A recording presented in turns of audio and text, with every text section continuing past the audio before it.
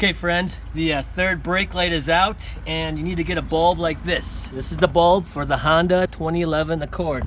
It's down in here. There's like a twist. So you gotta like counterclockwise twist it. You gotta turn it counterclockwise, take it out.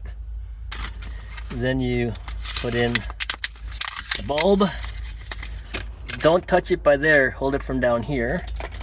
Always, as much as you can. Of course now, I'm gonna have to touch it, so I'm gonna use my sleeve. Put it in like that, you see it? Yeah. There, and you go back into the little hole, and you turn it clockwise, and it's in, that's it. So now, I'm gonna hit the brakes, and the light should work.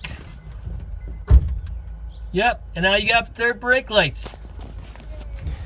That's how it's done.